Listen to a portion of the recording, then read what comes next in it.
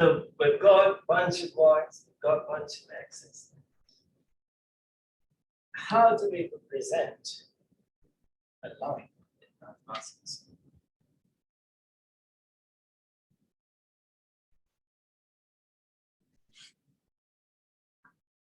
Equation of line. Can you repeat the question, please? How do we represent a line in mathematics?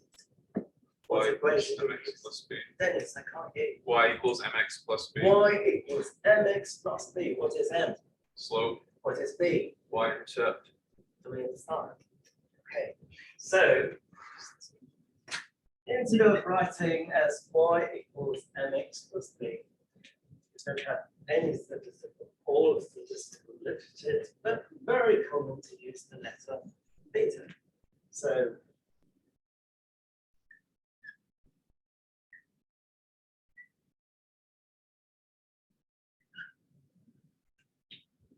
good. So the observation YR is related to the observation XI in the paired sample XI, YI in that map. That is the theoretical model. Okay, so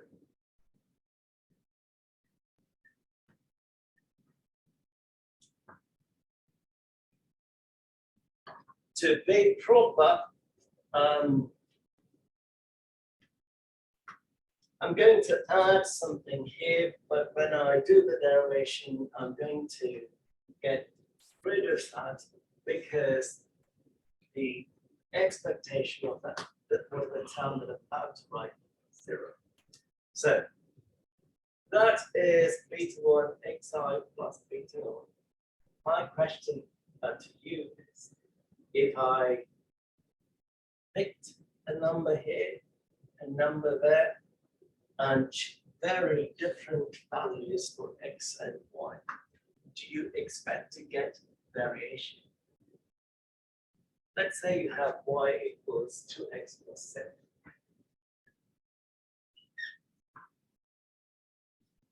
Yes. Now, if you plug in 1, you will get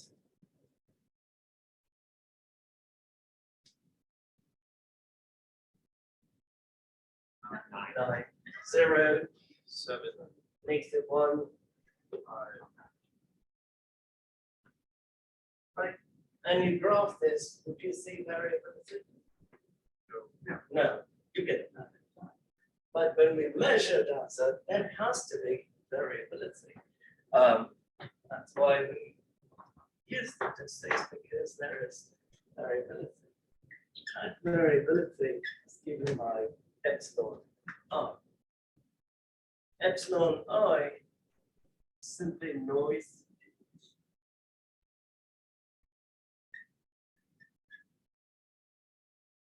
And it has to be uncorrelated.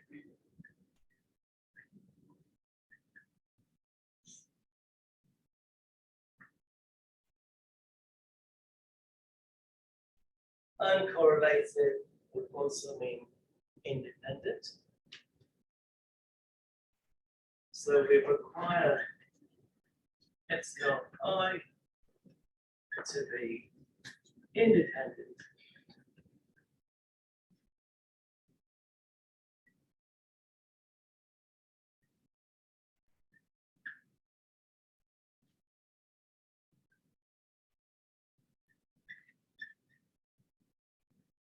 And identically distributed.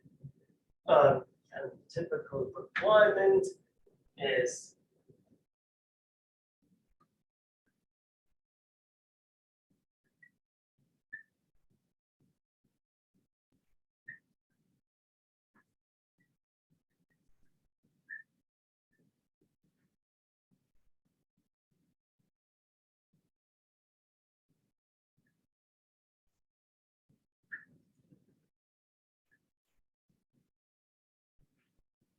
it is normal with mean mu and variance sigma y.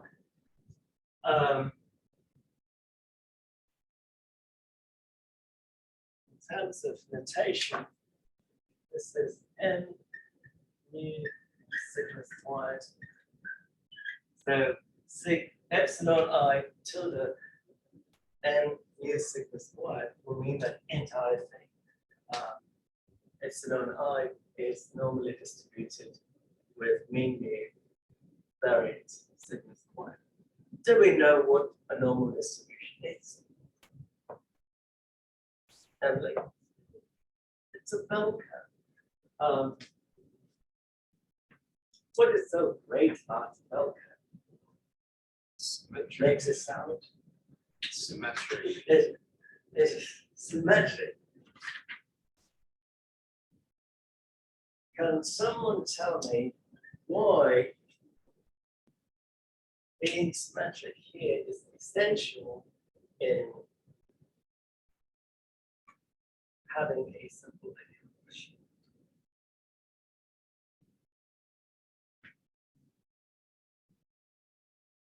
I erased it again. Think about the characteristic of the curve. That Because there is the points are equally distributed on either side of the line. very good. So if I want to find the line of best fit, there has to be equally distributed points, more or less between, on either side of the line. If you end up having a data set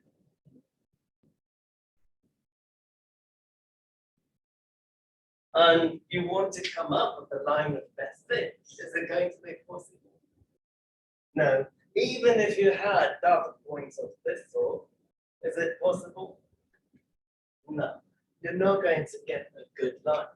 In other words, the variation here is not normally distributed, skewed more on this side, fewer on that side, which is why we want the noise to be normally distributed.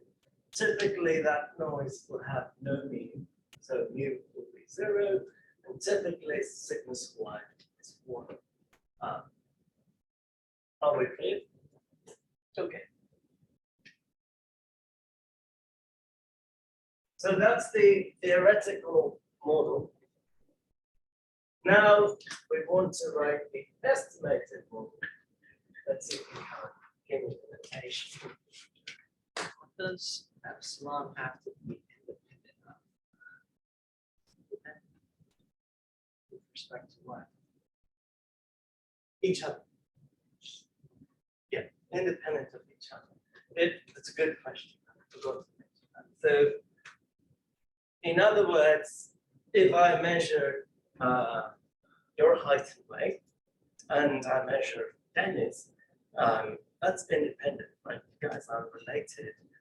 But say if you and your sibling, if you have any twins, in that case you are related. So whatever variation that you see is correlated variation. So if that noise is correlated and you can't use linear regression, you will use what for? Evan, forecasting. And what is that field called? The neighborhood code. Time series. So if this noise happens to be correlated over time, you will use time series. Okay, who can give me the equation for the estimated model?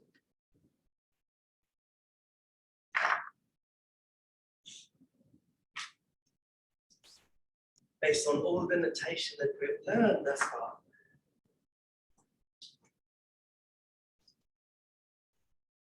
Estimate.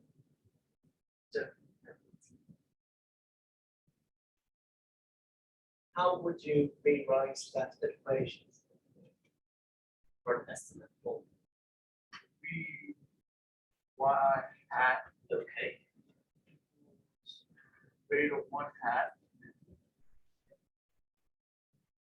x 1 hat or xi hat beta 0. I did not put hat on us. The reason being, that is the independent variable. So if you look at that expression, the variation is in y, the response. There is no variation in x. X is our fixed values. What we're saying is what the observed variability that you see in y is due to noise. So the response is y. Y becomes random, but x is not random. Yes. So some deterministic part adding noise, y becomes random. So we only estimate random things. So yi hat equals beta 1 hat times xi plus beta 0 hat. So beta 1 hat will be the estimate for beta 1. Beta 0 hat will be the estimate for beta 1. The epsilon will go away in a sample, again at theoretical level. Yeah. Good. So I think that would be a good place to stop.